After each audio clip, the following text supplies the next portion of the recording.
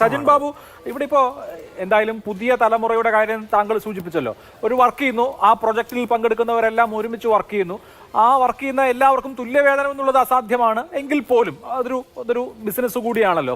ബഹുമാനം, അതല്ലെങ്കിൽ ഒരാളുടെ വർക്കിനെ മറ്റേയാൾ അപ്രീഷിയേറ്റ് ചെയ്യൽ, ഇത് പറ്റുന്ന കാര്യമാണ്. അത് ആ നിലയ്ക്ക് തന്നെ നടക്കുന്നുണ്ടോ? ഇപ്പോൾ ഈ ആസിഫ് അലിയുടെ സംഭവത്തോടു കൂടിയൊക്കെ ആ കൾച്ചറിന് കുറച്ചുകൂടി ആ നിലയ്ക്കുള്ള ഒരു മുന്നോട്ട് പോക്കുണ്ടാവുമോ? തീർച്ചയായിട്ടും എനിക്ക് തോന്നുന്നത് ഇപ്പൊ ഈ ഒരു സംഭവത്തോടു കൂടി ഇപ്പൊ ഇതൊരു പാഠമായിട്ട് പലരും ഈ പറഞ്ഞതുപോലെ ഈ ഒരു കാലഘട്ടത്തിൽ എല്ലാവരും നിരീക്ഷണത്തിലാണ് എന്നുള്ളൊരു കാര്യം കുറച്ചുകൂടെ എനിക്ക് തോന്നുന്നു കുറച്ച് ബോധവാന്മാരാവാൻ ഈ ഒരു സംഭവം സഹായിച്ചിട്ടുണ്ട്. അതുപോലെ തന്നെ ഈ പറഞ്ഞതുപോലെ ഇപ്പം രാഹുൽ ഈശ്വർ പറഞ്ഞ പല കാര്യത്തോടും എനിക്ക് വിയോജിപ്പുകളുണ്ട്. അപ്പോൾ ഇതല്ല ഇതൊരു അവസരം എന്നുള്ളതുകൊണ്ടും ഇതല്ല ചർച്ചയുടെ വിഷയം എന്നുള്ളതുകൊണ്ടും ഞാൻ അതിനെക്കുറിച്ച് പറയുന്നില്ല. പക്ഷേ എനിക്ക് തോന്നുന്നു ഇതൊരു പാഠമാണ്, ഇതൊരു ഒരു ഒരു ഒരു ഒരു ഒരു തിരിച്ചുപോക്കാണ്. പലരും ഇതുപോലെ പെരുമാറുന്ന പലർക്കും അവരൊക്കെ ഈ പറഞ്ഞ പോലെ ഓഡിറ്റ് ചെയ്യപ്പെടുന്നുണ്ട്. പലരെയും ഐഡന്റിറ്റി പല സമയങ്ങളായിട്ട് കഴിഞ്ഞ ഒരു 3-4 കൊല്ലങ്ങളായിട്ട് നമ്മുടെ മുന്നിൽ പൊളിഞ്ഞു വീഴുന്നുണ്ട്. അവരൊക്കെ നമ്മൾ ഡിസ്കസ് ചെയ്യപ്പെടുന്നുണ്ട്, നമ്മൾ വലിയ കൊമ്പത്ത് വെച്ചിരുന്ന പല ആൾക്കാരെയും. അപ്പോൾ എനിക്ക് തോന്നുന്നു മലയാള സിനിമയിലും ഇതിപ്പോൾ നിലനിൽക്കുന്നുണ്ട്. ഇപ്പോൾ ഒരു പുതിയ ഒരാളുടെ സിനിമ അല്ലെങ്കിൽ അത് നല്ല രീതിയിൽ എവിടെയെങ്കിലും അപ്രീഷിയേറ്റ് ചെയ്യപ്പെട്ടാൽ പോലും പല സ്ഥലത്തുനിന്ന് എനിക്ക് തോന്നുന്നത് ഇപ്പം തമിഴ്നാട്ടിലൊക്കെ ഉള്ള ഫിലിം മേക്കേഴ്സ് കേരളത്തിലുള്ള ഈ ഫിലിം മേക്കേഴ്സിൻ്റെ നമ്പർ തപ്പിപ്പിടിച്ച് അവരെ വിളിക്കുകയും അവരെ അപ്രീഷിയേറ്റ് ചെയ്യുകയും ചെയ്യുന്നുണ്ട്. അതേസമയം ഇവിടുത്തെ പല ആൾക്കാരും അത് ചെയ്യുന്നില്ല.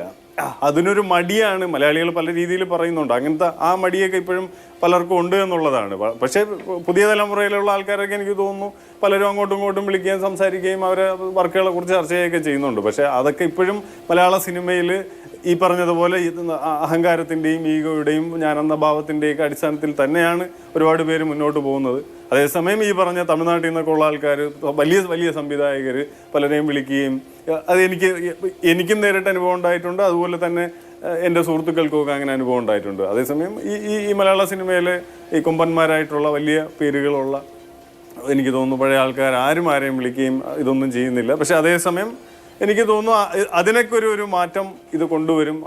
ഈ ഒരു സംഭവത്തിന് അതിനൊക്കെ എനിക്ക് തോന്നുന്നു പലതരത്തിലുള്ള മാറ്റങ്ങൾ കൊണ്ടുവരാൻ കഴിയും. അതുപോലെ തന്നെ സോഷ്യൽ മീഡിയയുടെ ഈ ഒരു സംഭവത്തിന്റെ പോസിറ്റീവും നെഗറ്റീവും നമ്മൾ കാണണമെന്നുള്ളതാണ്. ഇതിന്റെ ഒരു നെഗറ്റീവ് വശത്തെക്കുറിച്ച് മാത്രമാണ് നമ്മൾ സംസാരിച്ചത്. ഇപ്പം നേരത്തെ ആണെങ്കിൽ ഈ പറഞ്ഞതുപോലെ ഒരു വലിയ ആൾ വന്നിരുന്ന ഒരു പത്രത്തിലോ അല്ലെങ്കിൽ ചാനലിലോ അല്ലെങ്കിൽ അയാൾക്കൊരു സ്പേസ് കിട്ടുന്നിടത്ത് മാത്രമാണ് പറയാൻ പറ്റുന്നത്. അതേസമയം സോഷ്യൽ മീഡിയയിൽ ആർക്കും എന്തും എഴുതാൻ പറ്റുന്നത് പോലെ തന്നെ അവരവരെ കുറിച്ച് നല്ല രീതിയിലുള്ള കാര്യങ്ങളും പോസിറ്റീവായിട്ടുള്ള കാര്യങ്ങളും അവരുടെ അഭിപ്രായങ്ങളും പ്രകടിപ്പിക്കാൻ പറ്റുന്നുണ്ട്.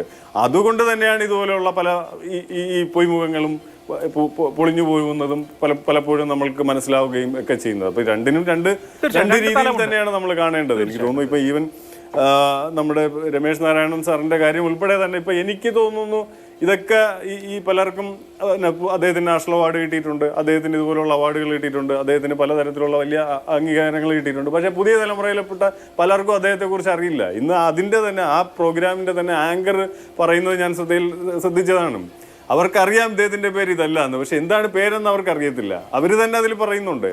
അപ്പോൾ അങ്ങനെ ഒരു തലമുറയിൽ ഇപ്പോൾ രമേശ് നാരായണൻ സാറിൻ്റെ വർക്കുകളെ കുറിച്ചും ഒക്കെ പലരും സംസാരിക്കുകയും ഡിസ്കസ് ചെയ്യുകയും ചർച്ച ചെയ്യപ്പെടുകയൊക്കെ ചെയ്യുന്നുണ്ട്. അതുപോലെ തന്നെ ആസിഫിൻ്റെ കാര്യമാണെങ്കിൽ പോലും ആസിഫിന് ഇന്ന് അദ്ദേഹത്തിൻ്റെ ഇതിൽ മീഡിയ അഡ്രസ്സ് ചെയ്തപ്പോൾ അദ്ദേഹം തന്നെ പറഞ്ഞു, എനിക്ക് ഇത്രയും ആൾക്കാർ സപ്പോർട്ട് ചെയ്യുന്നു, എന്നെ ഇത്രയും ആൾക്കാർക്ക് അറിയാം എന്നുള്ളത് എനിക്ക് ഇന്നലെ കൊണ്ട് തിരിച്ചറിഞ്ഞു എന്നെ എന്തൊക്കെ അദ്ദേഹം പറയുമ്പോൾ അതൊക്കെ തന്നെ എനിക്ക് പിന്നെ നമ്മൾ ഈ പറഞ്ഞതുപോലെ വളരെ ശക്തമായ ഇടപെടൽ ഉണ്ടായിരുന്നില്ലെങ്കിൽ ഈ പറഞ്ഞ മാപ്പും ഖേദപ്രകടനവും ഒക്കെ ഉണ്ടാകില്ലായിരുന്നു എന്നാണ് ഞാൻ വിചാരിക്കുന്നത്. അതുകൊണ്ട് അതിന്റെ പോസിറ്റീവായ അവസ്ഥ കാണാതെ പോകുന്നില്ല.